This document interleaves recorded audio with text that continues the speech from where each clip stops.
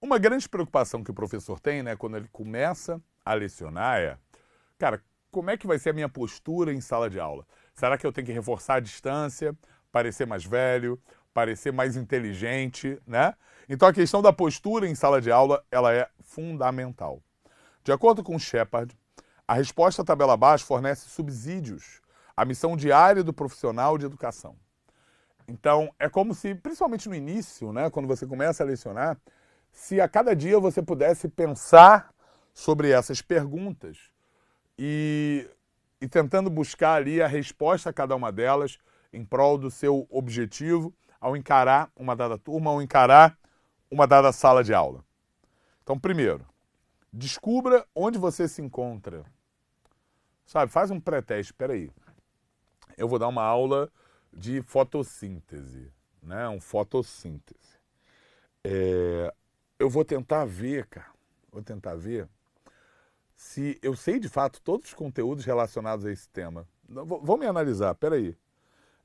Será que eu consigo falar sobre fotossíntese CAM? Será que eu consigo falar sobre diferença de planta que viva em ambiente mais escuro e ambiente mais iluminado? Então, analisa se você está dominando o conteúdo.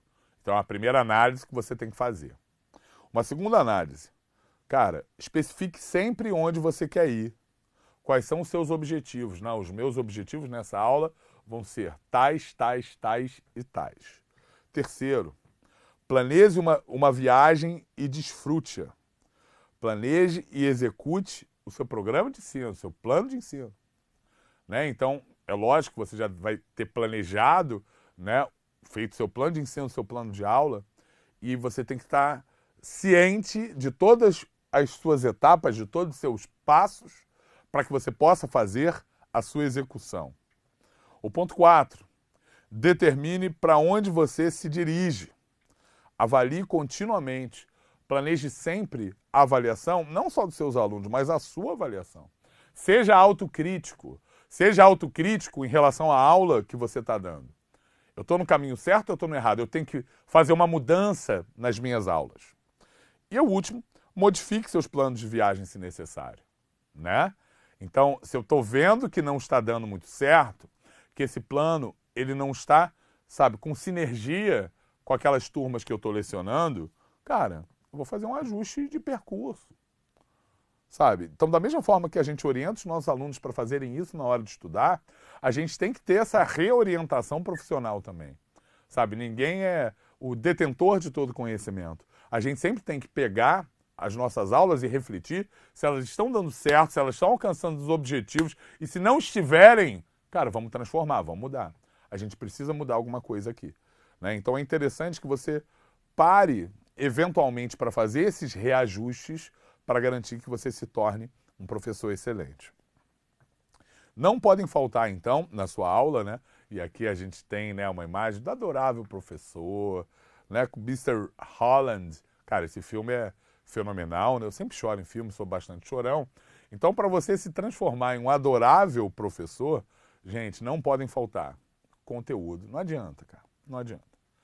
Sabe? É lógico que às vezes, né, se você está no Fundamental 1, pode parecer que, não, sabe, eu vou conseguir, sabe, me virar, enganar os meus alunos. Não. E eu vou te falar que eu já recebi tanta, sabe, dúvida de pai, assim, pô, Ada, me ajuda, amigos meus. Pô, a professora cobrou isso de tal jeito, a professora ensinou isso aqui tá certo. Às vezes o professor do Fundamental 1, o professor tá ensinando ali um pouco de matemática, ciências, às vezes para filhos de professores universitários. Né? Então é muito feio quando você ensina uma coisa errada. Né? Então o domínio de conteúdo ele é fundamental.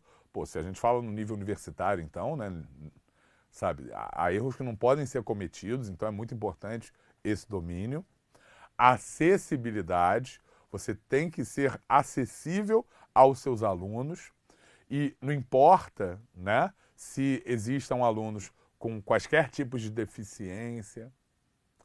Hoje em dia, né, está cada vez mais frequente, né, com a inclusão, você tem que lidar com essas diferenças assim em sala de aula.